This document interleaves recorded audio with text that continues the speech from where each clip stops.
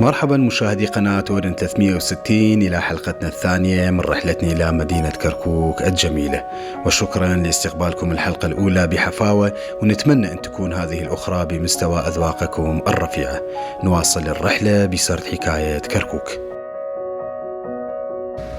وجهتنا الأولى هي من محلة الإسكان، وتحديدا من كنيسة مار طهمس قرد الكلدانية أو الكنيسة الحمراء،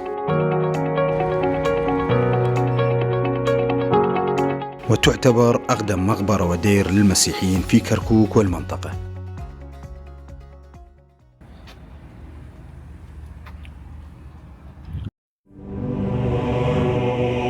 تقع في شمال شرق المدينة على تل بارتفاع 15 مترا، ولها رمزية كبيرة لدى المسيحيين. والكنيسة القديمة التي بنيت في عام 1607 من قبل متروبوليت الموارنة تم تدميرها إلى حد كبير في الصراع العثماني البريطاني على المدينة في عام 1918. هذه التلة التي بنيت عليها هذه الكنيسة تحمل قصة مأساوية عاشها المسيحيين في بيت قارماي أو كركوك اليوم، إذ غزاها الساسانيين في زمن ملكهم يزقرد الثاني في القرن الرابع الميلادي. ويقال بأن قائد الجيش الغازي طهمس قرد أمر بقتل ما يزيد عن 12,000 مؤمن مسيحي على طول 40 عاما في هذا الموقع. ولكن في النهاية آمن طهمس قرد قائد الجيش الساساني بالمسيحية هو نفسه، وهذا لم يكن مقبولا من البلاط الساساني، لذا أمر بعزله وقتله لاحقا بسبب إيمانه، وأصبح شهيدا بعدما كان سفاحا قتل الآلاف من المسيحيين فيما مضى، وسميت الكنيسة على اسمه لاحقا. وهذه لوحة من داخل الكنيسة اليوم تصور التلة الحالية ومجازر ومعاناة المسيحيين فوقها، ولهذا سميت بالكنيسة الحمراء.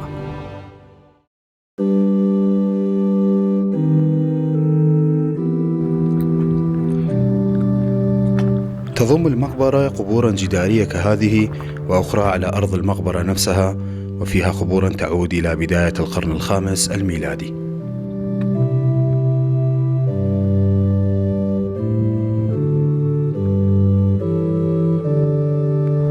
في نهاية هذا الممر توجد البناية الحالية لكنيسة اليوم. صور للكنيسة القديمة المندثرة والتي كانت قد بنيت في الثلاثينات، أي بعد السنوات من تفجير التي سبقتها في الصراع العثماني الإنجليزي على المدينة، ولم يتبقى سوى مفتاحي بابها الحديدي السابق. بناية كنيسة اليوم شيدت في عام 1984، وهي ذات صحن أحادي يحيط بها القبور وتحوي قبورا في داخلها أيضا. لوحة تبين تاريخ تشييدها والمحسنين الذين شيدوها. يقام في 25 من أيلول من كل عام قداس في هذه الكنيسة يستذكر فيها شهداء طهمس قرد.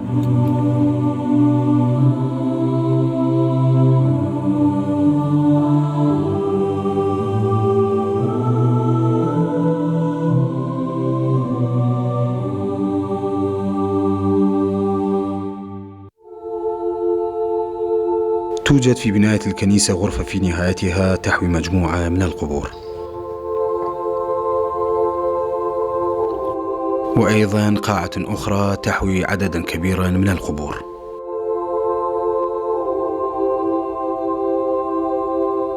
قد تكون التلة وقبورها القديمة بحد ذاتهم أهم من الكنيسة نفسها بسبب الرمزية والدلالة الدينية الذي يحملونها للمؤمنين المسيحيين.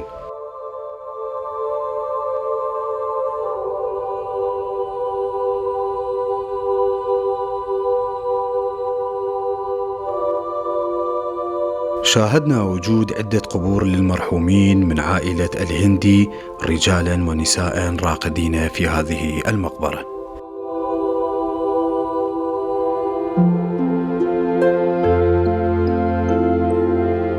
وقد يكون قبر المرحوم صباح ناصر الهندي آخرهم. وبيت الهندي هم من السكن الأصليين لقلعة كركوك، وهذه دارهم الباقية لحد اليوم فيها، وهي من أجمل ما تكون من الدور القديمة هناك.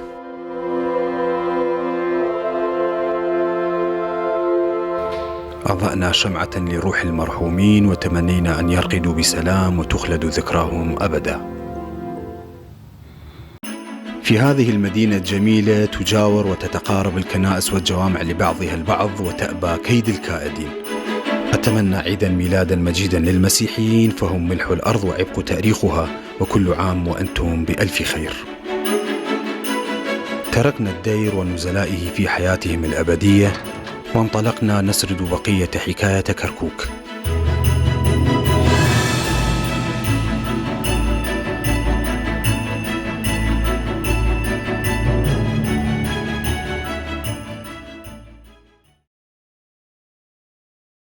توجهنا إلى أحياء كركوك القديمة ودرابينها، والبداية كانت من محلة التوراة أو بريادي. وكلمة المحلة هي تسمية كركوكية تأتي بمعنى الحي أو الأحياء، واليهود هم من شيدوا هذا الحي في الأساس، وهم من أوائل سكان كركوك سابقا، وعرف عنهم عملهم في التجارة غالبا ودهائهم فيها. واليهود تركوا بصمتهم في الكثير من أوجه التطور والحداثة والعمرانية في كركوك، وهم كانوا جزءا أساسيا من النسيج الاجتماعي في كركوك. هاجر اليهود من هذا الحي وعموم البلد في بداية الخمسينات بعدما أسقط عنهم الجنسية العراقية، ليتم ترحيلهم نحو إسرائيل أو سموها ما شئتم.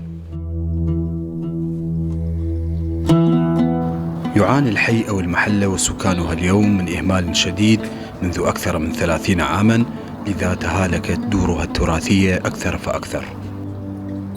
بنيت دورها القديمة من الحجر الأبيض والجص، وقلة منها بقيت اليوم لكن بشكل متهالك تماما. وها هو مد العمرانية العصرية بأدواته ينفي هذه البيوت إلى غياهب النسيان حيث لا عودة.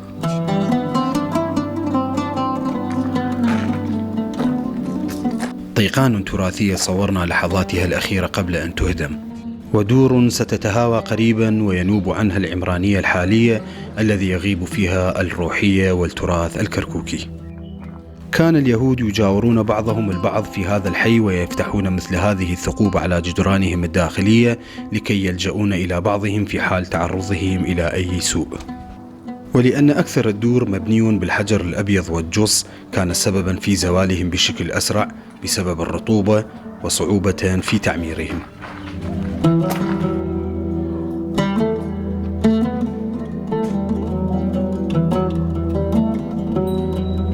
صدقا هذه كانت إحدى أجمل الصالونات النسائية.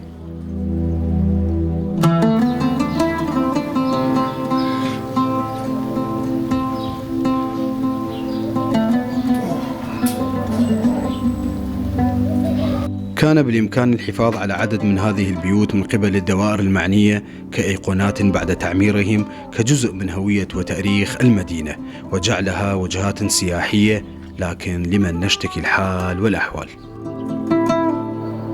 وصلنا إلى محلة بلاق المجاورة لمحلة التوراة أو بريادي، وتحديدا إلى زقاق الحاج حيدر، وهذا الطاق الذي يعلوه الدار، وهي معمارية شرقية قديمة، وكان يوجد في كركوك العديد منها، لكنهم اندثروا مع مرور الأيام وبسبب الإهمال بالتأكيد.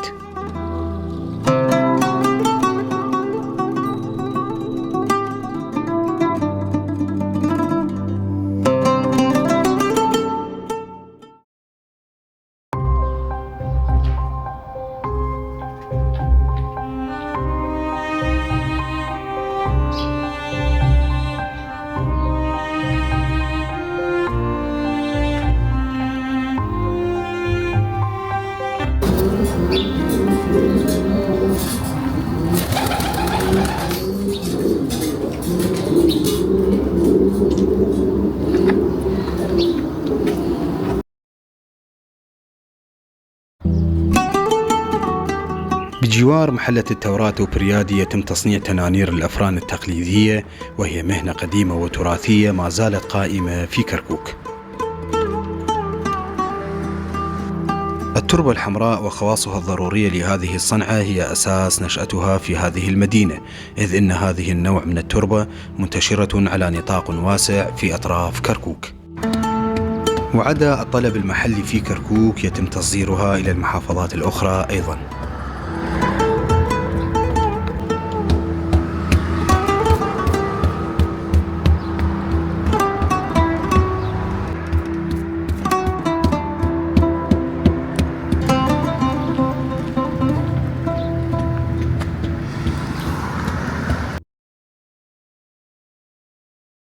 تاليا مررنا بمحلة الشورجة،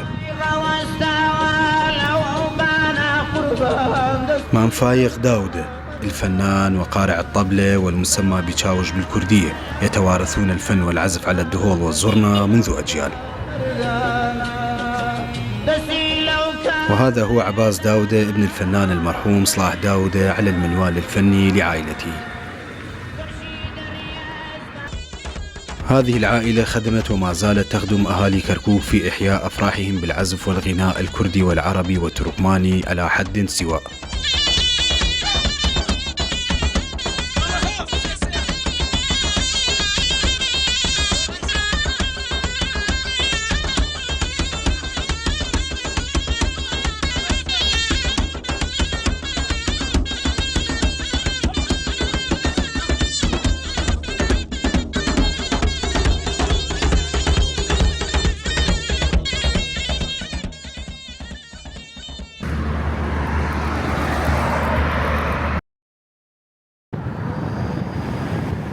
والآن نحو الضفة الأخرى من المدينة إلى أزقة بقلر وحمام علي بيك وشاطرلو وإمام عباس ومحلة صاري كهية ضمن منطقة القورية الكبرى.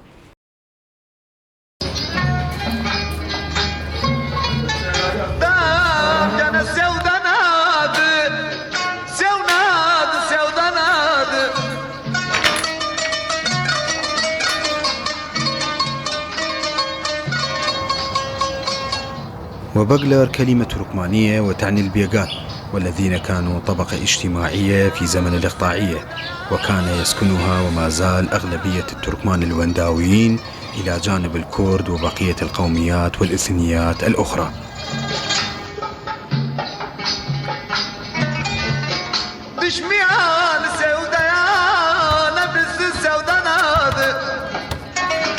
وأصبحت أجزاء كبيرة منها مباني جديدة ومختبرات وعيادات طبية. أمان إسرائيل أمان أمان، المرحم بزمان قدار ويرى خبر يمان ودين ماز بزمان.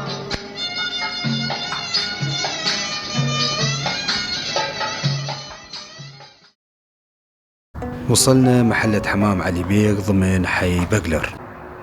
باعتقادي يرجع بناء الدار إلى زمن الملكية، إذ تحوي التاج الملكي العراقي القديم على نقشة الواجهة كما تظهر في الصورة.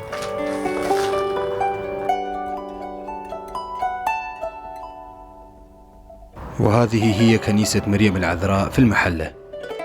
تاليا توجهنا نحو محلة الإمام عباس.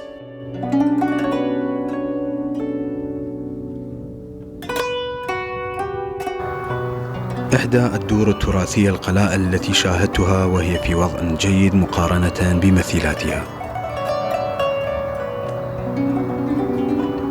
هذا هو المقام الرمزي للإمام عباس بن علي بن أبي طالب عليهم السلام، إذ يروى بأنه اتجه إلى هنا في سنة 39 للهجرة ومكث في هذا المكان يقصده الناس ويشعلون الشموع فيها طلبا للحوائج، وسميت على أثرها المحلة بإمام عباس.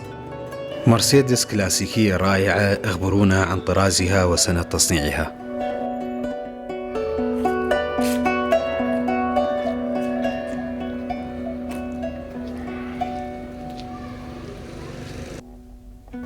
وصلنا محلة صاري كهية ضمن محلة بقلر، وهي من المحلات القديمة، وصاري كهية تعني بالتركمانية القبطان الأصفر.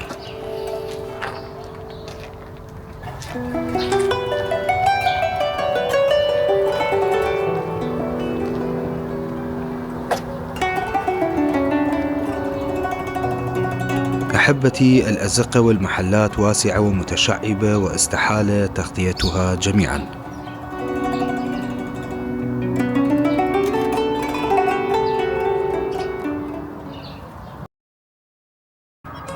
محل الشاطرلو الجميلة إحدى محلات المسيحيين في كركوك.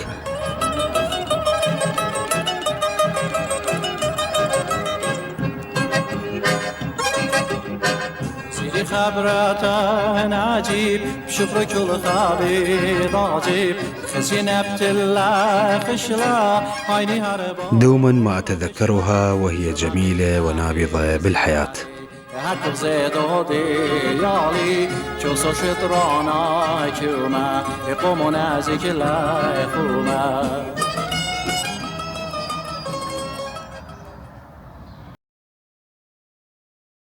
تاليا نحو محلة الإسكان في شمالي المدينة.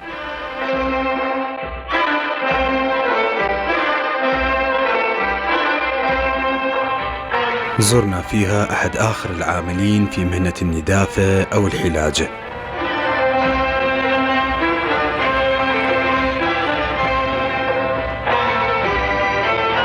خالو تاهير، ومنذ أكثر من 30 عاما يقدح في هذه الصنعة. الحلاجة هي إحدى أقدم المهن التي امتهنها الكركوكيين.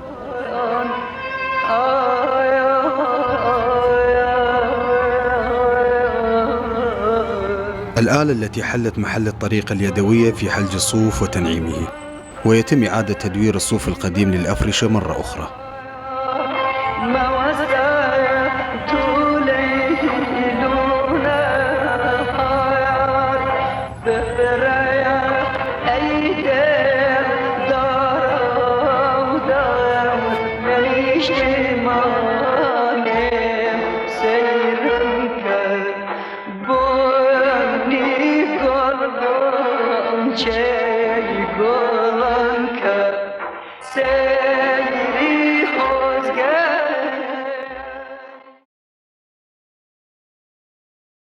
قصدنا تاليا حي بارودخانة، وهي إحدى الأحياء الطبقة العاملة والكادحة في كركوك. أتينا مخصوصين لزيارة الورشة الفنية والتراثية لإمام حيدر الكاكي لصناعة الفخار. أقام إمام حيدر ورشته الصغيرة فوق سطح منزله. سقف الورشة مغطى بطبقة من صفيحة تشينكو، لكن ما تحته يصخر جمالا وتراثا وفنا. إمام حيدر هو من أتباع الديانة اليارسانية، أو ما يعرف في العراق بالكاكيية، وهي ديانة ميثرائية كردية قديمة ينتشر أتباعها في عموم دول المنطقة وبالأخص في كردستان، ولهم تمركز كبير في مدينة كركوك. يبدأ العمل بتحضير المادة الأولية من الطين عبر مراحل في هذين الحوضين، ثم يصنع منها إمام حيدر هذه المكورات الطينية.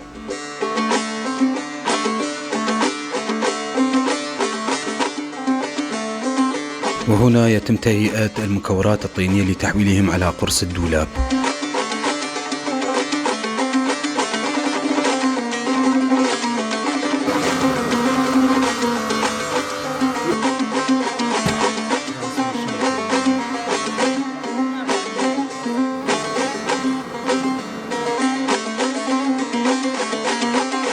بدأ إمام حيدر يحضن الطين بكفيه ويشكله بأنامله، وشيئا فشيئا كما السحر تتحول المكورة إلى ما يرنو إليه من فخار.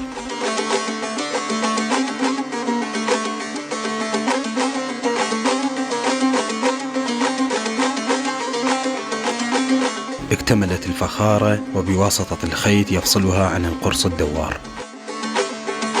ومرة أخرى يعيد إمام حيدر الكرة بعد الأخرى لإتمام البقية. بعدها يترك المصنوعات ليجفوا تماما.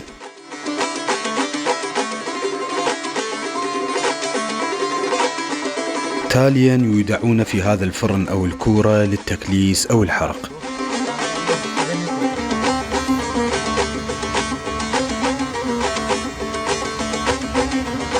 بالإضافة على أنه تراثي، يتسم أعمال إمام حيدر بطابع فني أيضا. إمام حيدر يعمل في هذه الحرفة منذ صغر، فهي حرفة العائلة منذ أكثر من 7 أجيال يتوارثونها أبا عن جد.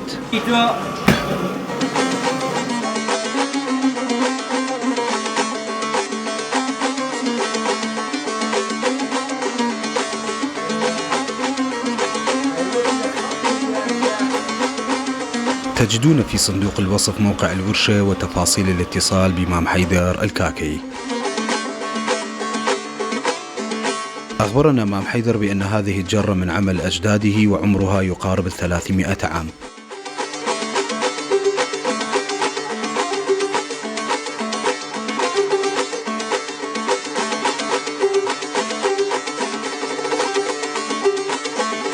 منو اللي يعرف شنو هاي الآلة وشغلها؟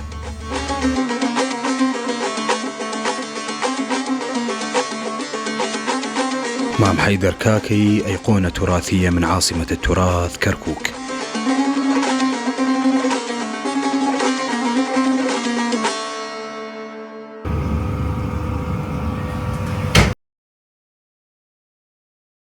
محطتنا الأخيرة في هذه الحلقة هي إحدى أهم المراكز الدينية الإسلامية الصوفية، بل وأقدمها في كركوك إن لم تكن أولها، الجامع والتكية الطالبانية، والتي تأسست في عام 1745 للميلاد على يد الشيخ المرحوم محمود الزنجاني، وتقع ضمن حي إمام قاسم القديم، وحملت المحل المجاورة اسم التكية، وسميت منذ ما يقارب 300 عاما بمنطقة برتكية. جدارية بالكردية عن تاريخ التشييد، يعقبها أبيات شعرية دينية باللغة التركية العثمانية عن أهمية الجامع والتكية. وهنا مراقد الشيوخ الأفاضل المرحومين، ويعتبرون الآباء المؤسسين والروحيين للتكية.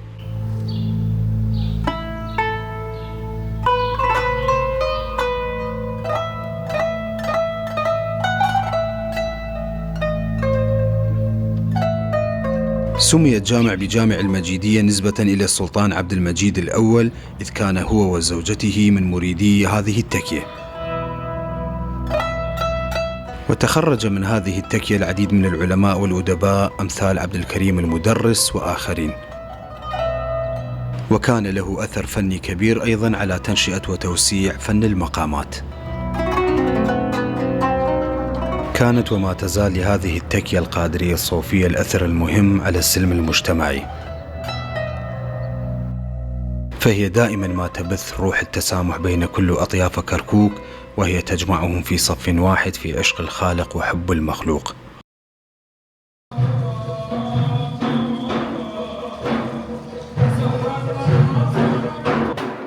وليالي الذكر فيها أنيس رباني لكل روح معذبة، تقرع الدفوف فيها بحفاوة روحانية، والشيخ الفاضل يشارك مريديه ويوجههم في مديحهم الرباني، والمداحين يصدحون بفنهم في المديح الإلهي. وتتماسك أيادي المريدين من كل طيف مسلم في تهوين، والدراويش قد انغمسوا في وجدهم الروحي يتراقصون. فأصل العبادة في هذه المدينة عشق وفن. وبعد انتهاء الذكر قرأ الشيخ تلاوات من القرآن الكريم، وبعدها طلب قراءة مقامية صوفية من المقاميين الحاضرين، ولبى قارئ المقام أحمد نجيب طلب الشيخ، وسنعرف بالأستاذ أحمد نجيب لاحقا.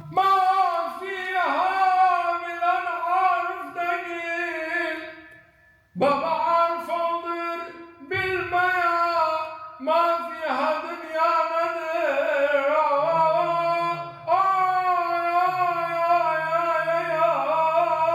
أمان الله يا حي. التكية الطالبانية كانت رحلة روحية وفنية شيقة، أدام الخالق ظل شيوخهم ويحفظ رعيتهم.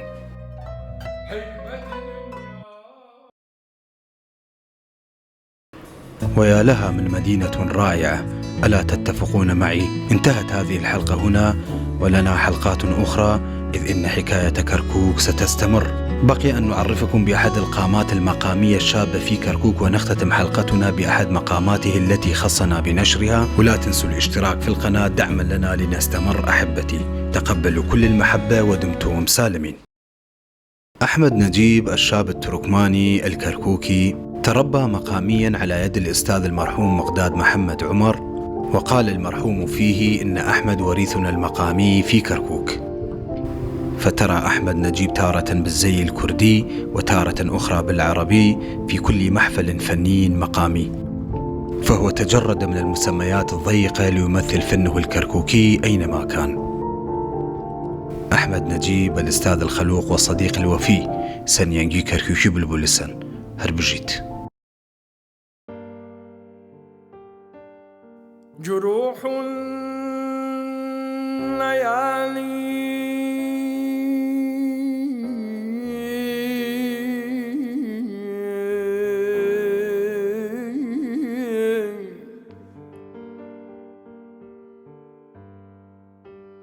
جروح الليالي ما لهن الطبيب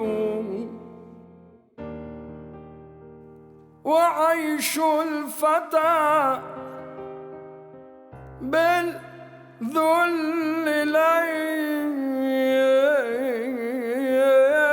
ليس يطيب ين ين ين ين ين ين ين فكن قانعا بالعيش إنما نصيبك هذا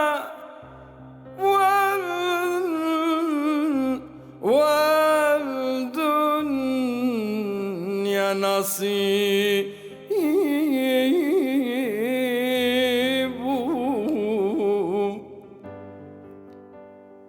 فكن قانعا بالعيش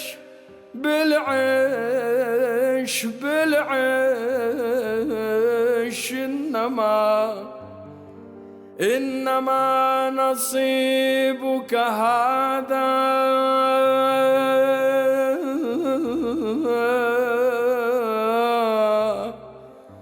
إنما نصيبك هذا والدنيا نصيب.